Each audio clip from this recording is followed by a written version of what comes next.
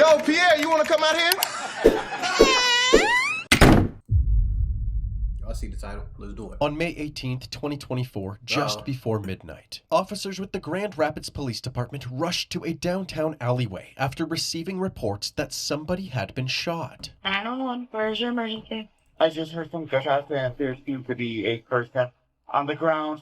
Not responding. Oh no. No!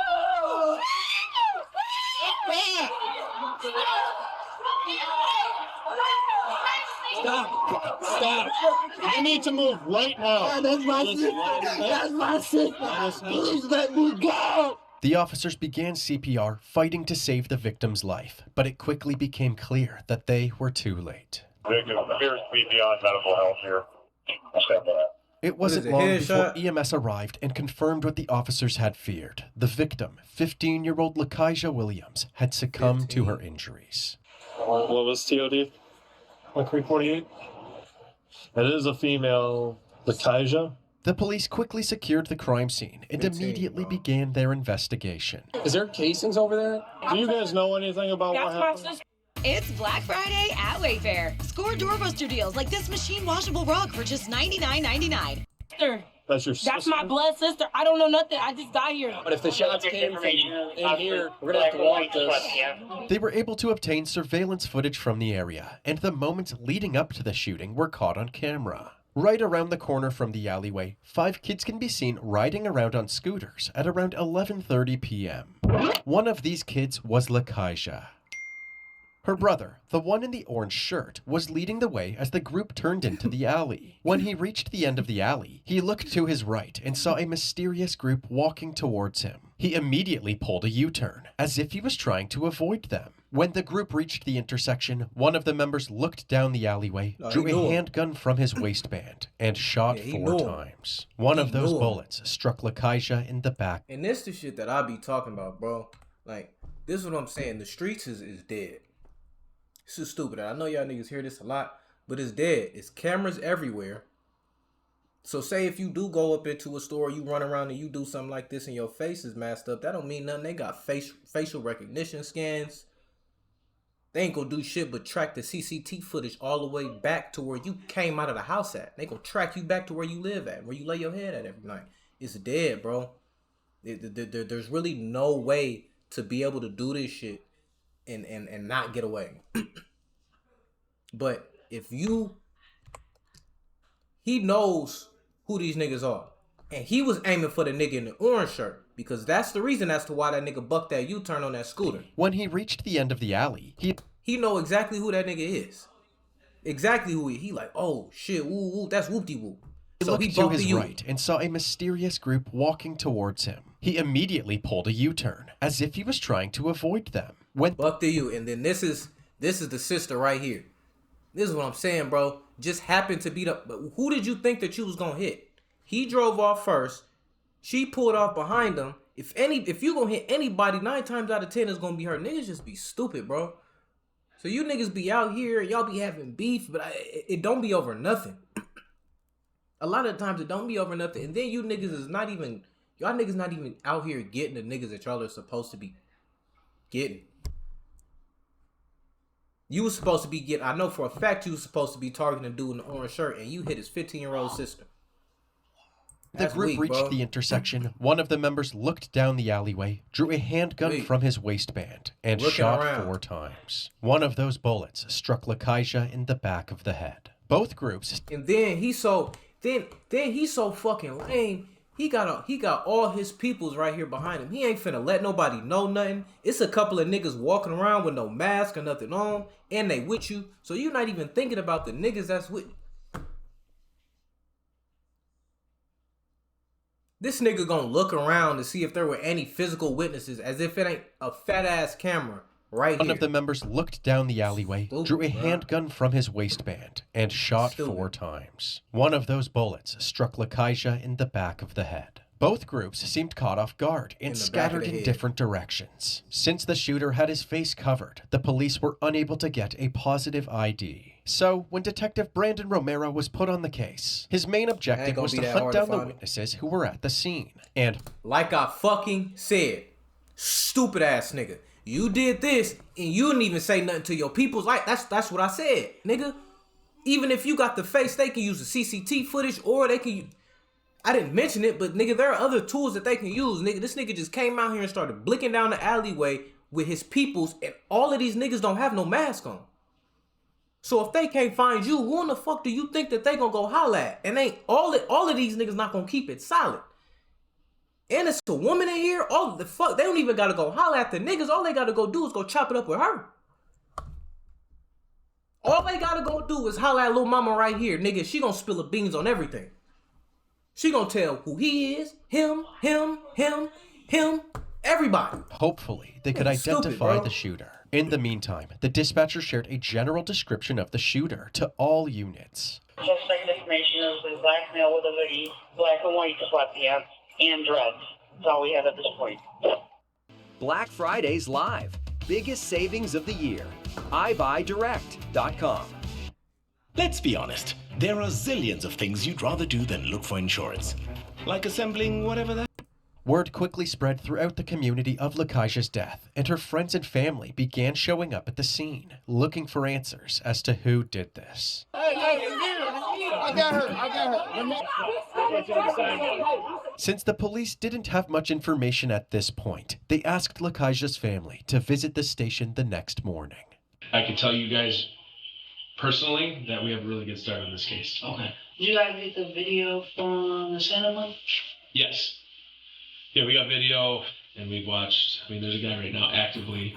We're pulling cameras after camera throughout the city. The only unfortunate thing is we can't positively identify the shooter's face. And if they ain't gonna talk, there ain't nothing we can do. We understand that there's going to be juvenile, young little kids that ain't going to want to talk to us as this moves forward. But at the end of the day, we'll get there.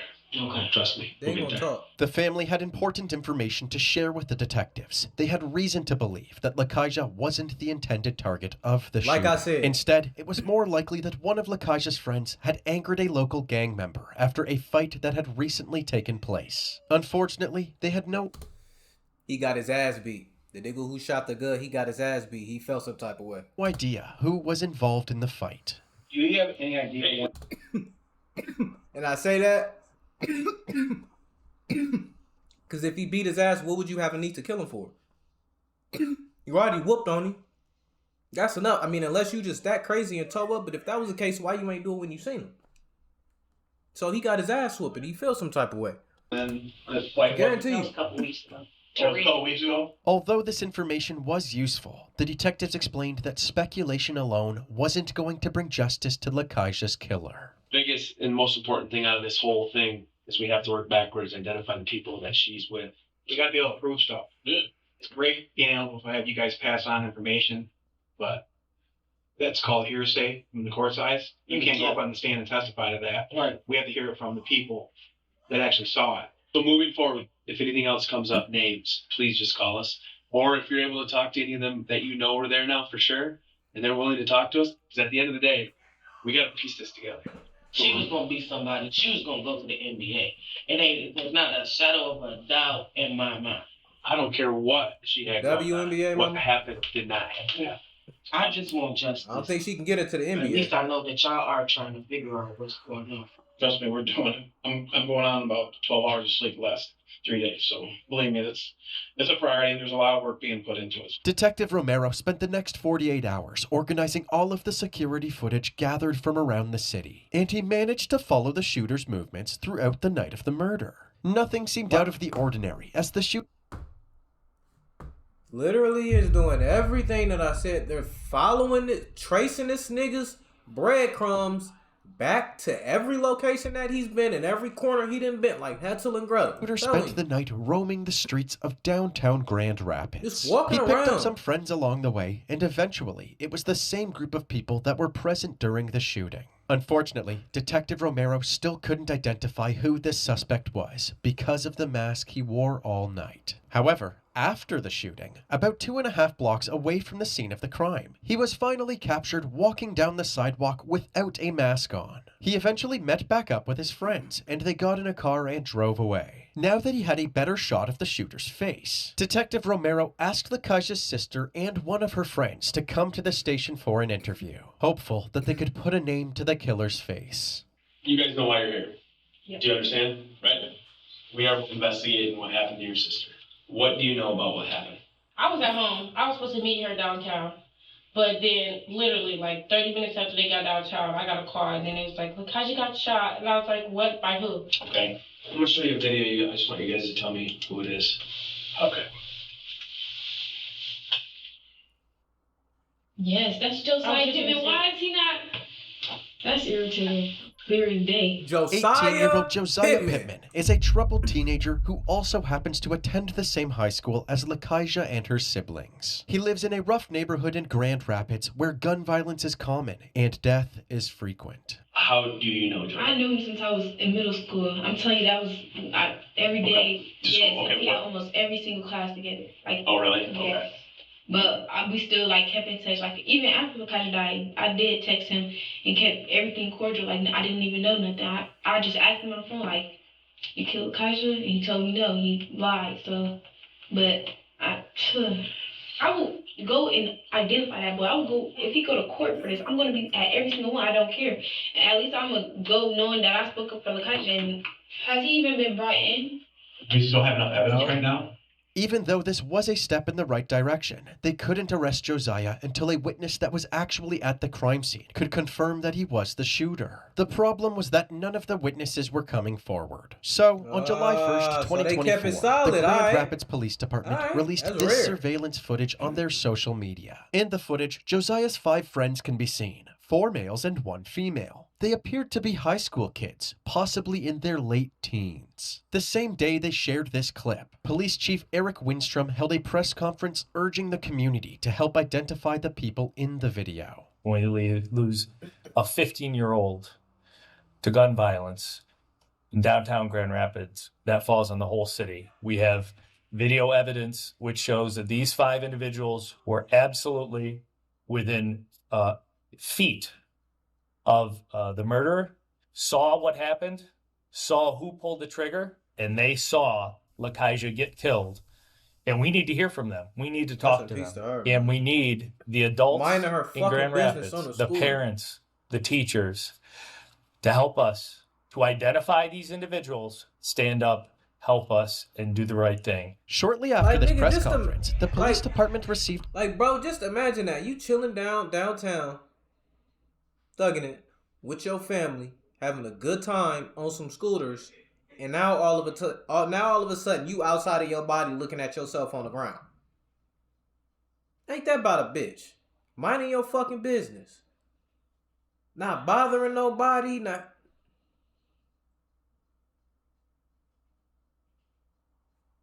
All cause a nigga got a little punk ass attitude. That's all it is. A little punk ass bitch ass attitude. Probably cause he got his ass whooped. A fight went on. He got that ass whooped. He got attitude.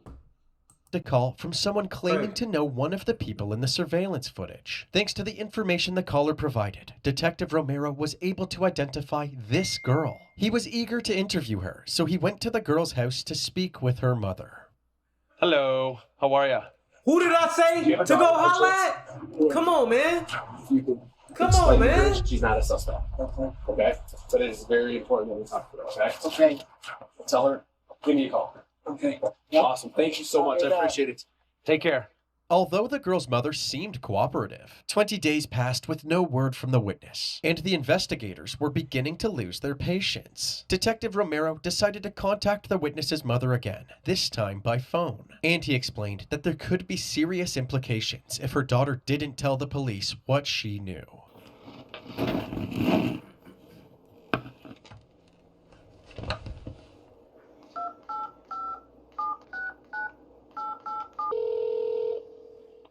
Detective Romero. Hey, how are you? Well, I can explain a lot of things to you that will probably ease your mind.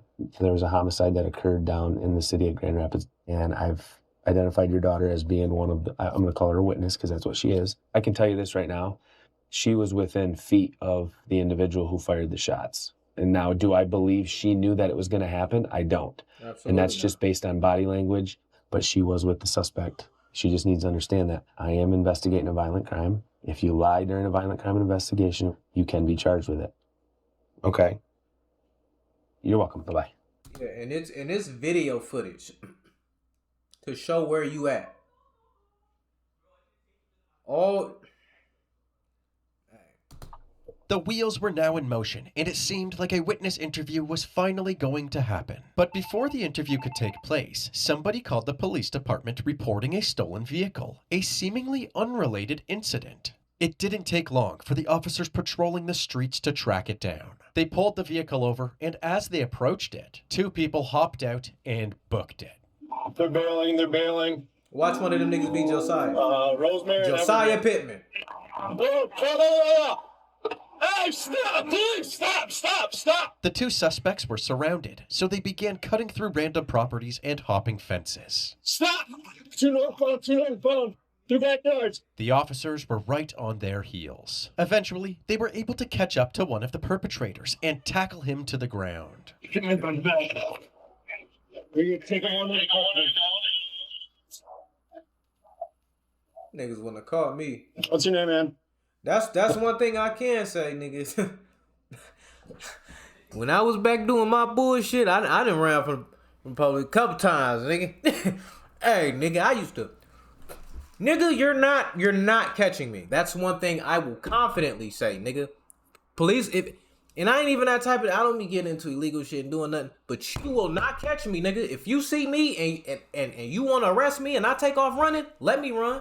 Let me go. You will not fucking catch me. The only way y'all niggas catching me is if y'all niggas get up on me long enough to get the bird on me, and I ain't letting that happen, nigga. I'm fits is everything, and a nigga agile, it's raps. Yeah, they wouldn't have caught me. Y'all niggas suck. This is what I don't understand about criminals. Y'all niggas suck at everything. Y'all niggas aren't smart anymore. Y'all niggas ain't. Y'all niggas aren't physically in shape. Y'all niggas. So you mean to tell me you want to do illegal shit, but you're not smart. You're not smart enough to come up with a plan that's gonna help you get away. Niggas don't come up with a plan A, B, C, nothing. Niggas just go out here and just do shit out of impulse. You niggas can't run. You niggas can't get away from the police. You niggas don't save up for no lawyer. You niggas don't be having no hoes that could pay for no lawyer. Y'all niggas just fuck with a bunch of bum ass bitches, and y'all don't make none of the right decisions. Hold on, I need my boom, nigga. None of the right decisions, my nigga. Y'all niggas can't do nothing right. Nothing. No lawyer. No plan. No agility. Nothing. You niggas just suck. Stop being criminals, nigga. Like, go to school. You niggas need to go to school. Josiah, what's your last name? Go Josiah? to school, bro. What is it? Pittman. The officer had no idea who Josiah Pittman was until he checked his record and discovered that he was the prime suspect in Lakeisha's murder. Alright, man, you can step on out. Josiah was closely monitored, while Detective Romero was informed that his murder suspect was in custody for an unrelated charge. Although this seemed like good news, they still hadn't sat down with the witness to confirm that Josiah was the shooter, so they decided not to mention the murder investigation. They charged him for stealing the car and fleeing from the police, and Josiah was released on bond. Soon after this incident, the detective was finally able to sit down with the witness. She believed the shooter was in the car with her on the night of the murder, but she wasn't certain. Okay, this guy, the guy that had a white balaclava, was he sitting in the front passenger seat of the car? Where were you sitting again? I was in the driver's seat. Did you know anybody had any weapons inside the car? Did anybody talk about having any weapons? No. Okay. So just on this picture, I just want to make sure I'm clarifying. The guy that had a balaclava. Don't know his name, but front seat passenger. And you're certain that the other individuals that were in the car, you don't know them by any type of names. Okay. Well, I didn't expect any of this to happen. Right. Did he have this face mask on the entire time? No. I don't think so. So if you were to see a picture of him, would you be able to tell me that the person who's in the car? Okay. Okay, I'm gonna show you the video here. What the fuck did I tell y'all? I told y'all all they had to go do was holler at Lil Mama. That's all they had to go do. Peep how they didn't even concern themselves with any of the other men around, young men around. I ain't gonna call them niggas because I ain't seen them do no nigga shit. But they didn't concern themselves with any of the other young men that were around. They concerned themselves with the little white woman because they knew that all they gotta go do is holler at her. It might take a little bit of time. It's okay. Sometimes that happens in an investigation. Time ain't always on your side. You're talking to the #1 detective in the country, nigga. Scuba. You know what I'm saying? Nigga, give a fuck what you tell me, nigga. I don't need no piece of paper, no accolades, nothing. Nigga, I'm better than you niggas. You know what I'm saying? All you gotta go do is holler at her. And that's what they did, and that's why they getting the answer. You know what? You wanna know why they getting the answers? Because they listen to detective school. That's why. You're captured from the downtown listen area. to me, nigga. I just want you to tell me if you recognize the individual. It's only a 9-second clip, okay? Just the dude. I was in the passenger. Okay. The detective finally had what he needed for an arrest, a witness who confirmed that Josiah Pittman was the shooter. Investigators quickly tracked Josiah down to a residence in South Grand Rapids, and Detective Romero assembled a fleet of cruisers, a K-9 unit, and a SWAT team to execute his arrest. A drone was also deployed, so if anybody went in or out of the house, law enforcement would know. Suddenly, one of the units noticed somebody down the street that looked like Josiah. Wow. All black with red shoes on. SRT, want to make initial contact, please. Moving in. The units surrounding the house stood by, while the SWAT team moved in on Josiah. Just send that dog out on his ass. He's compliant. However, it was a false alarm. The person they saw was just a random guy. So, the officers surrounding the residence were given... Yeah, shit, nigga like me, that would have been a lawsuit. I wouldn't have sent that dog. That's who? Let him go. Go get him, buddy. Nigga, what? The green light, sent that and dog they out. ordered Josiah to come outside. Josiah, we have a K-9 on scene. Do not attempt to flee. We're not here to hurt you. Do as you're told. You will not be harmed. Exit the front door with your hands up. Hands up! Hands up! Put your hands on your head! Hands on your head! Put your hands right back up. Josiah slowly exited the house, carefully following the SWAT team's demands. Start walking towards us. Just listen to what we say. Got him. He was put in handcuffs and placed into the back of a police cruiser. Lean back. They transported him straight to the police station and brought him into the interrogation room for questioning. Do you have any idea why you're here? At all? I just want to bring your attention back to May 18th, and it's specifically in the downtown Grand Rapids area. Do you remember anything about being down there? No. No. Did you happen to hear about a 15-year-old girl being shot in the downtown area? He say no, he lying. Yes. You did see that? I think it should happen to the person that shot that girl. You don't know?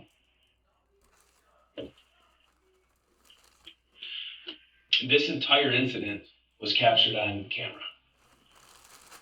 And I want to hear your side of the story as to what happened. I want to hear it from Josiah Pittman. Oh, recall. You don't recall? You don't recall what? Do you recall being there? Is it possible you were there? You were not down there. You don't know? This is your opportunity. No. What's that? I don't remember. You don't remember? He don't give a fuck either. That's the crazy part. He don't give a fuck. Detective Romero's emotions were already running high, with Lakaija's killer sitting right in front of him. And Josiah playing dumb was only making things worse. But the detective kept his cool and decided to confront him with screenshots of the surveillance footage. I'm going to show you a picture. Who's that? So you're going to stick with the story that you know nothing about it. You were not down there. After I just showed you six picture of you. pictures of you. Downtown Grand Rapids. Downtown Grand Rapids. That's your story. That's your story? Hello? Nigga? Yes or no? Thumbs up? Okay, yes. All right. This is no longer juvenile stuff, buddy. Do you know how severe this is? And you're okay with it? You're okay with eating a murder charge? All I can say is we have a 15-year-old girl now that's dead. I don't think she's the target. You don't care, bro. There's more to this story. This is why your opportunity right now to tell us the more of the story. I don't got no story to tell. Clearly, Josiah had no remorse for gunning down an innocent person. The detectives took his silence as their cue to end the interview. He was booked into the county jail, and the authorities held a press conference announcing his arrest. Over this past weekend, the Grand Rapids Police have arrested Josiah Tyree Pittman, and my office has filed charges against Mr. Pittman for that homicide that occurred back in May. A 15-year-old girl who was literally just riding her scooter in downtown Grand Rapids is gunned down, and the family was devastated.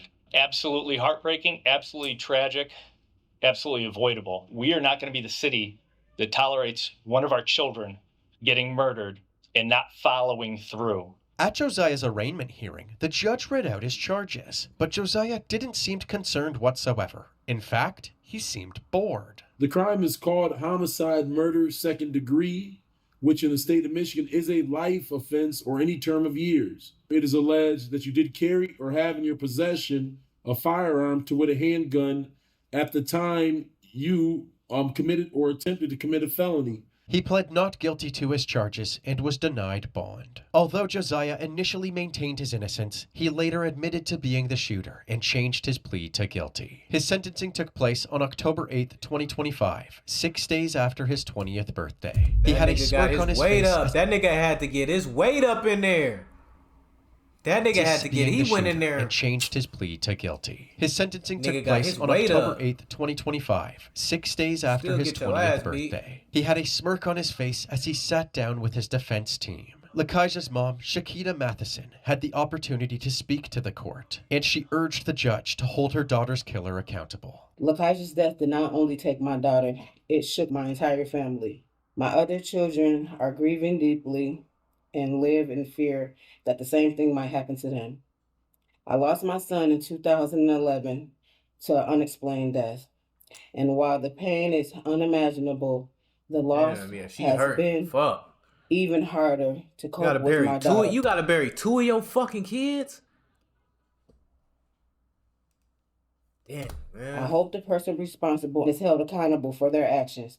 I share this not out of anger, but out of honesty, to make sure my daughter's life, my pain, our family's experience is truly heard and remembered. Thank you for allowing me to speak. Josiah's attorneys did everything they could to vouch for their client, explaining that Lakaija's death was the result of Josiah's trauma-filled upbringing. Mr. Pittman is a person who was a child in our community, who was raised in this community. I don't give a fuck about that. I don't give a fuck about none of that shit. Your Honor, I wish I had an answer. And Same here. And I think the reality is, I've known Mr. Pittman for a year now since he got arrested on this. And slowly, over time, he opened up. And the first ways that he opened up was showing profound remorse. Mr. Pittman's remorse is true. Josiah was also... This nigga came into the courtroom with a smirk. What fucking remorse are you talking about?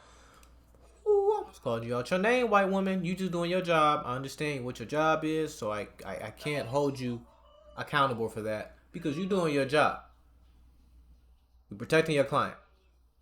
But the reality is he's a bitch ass nigga. And this nigga ain't got no aim. He ain't got no squabbles.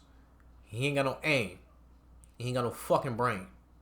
That's the reality of the situation. And he needs to spend the rest of his life in jail. So asked if he had anything to say. He read the message he had written aloud, apologizing to Lakaija's family for his actions. First, I want to apologize to the victim family for the sinful act that I committed, causing them great crime.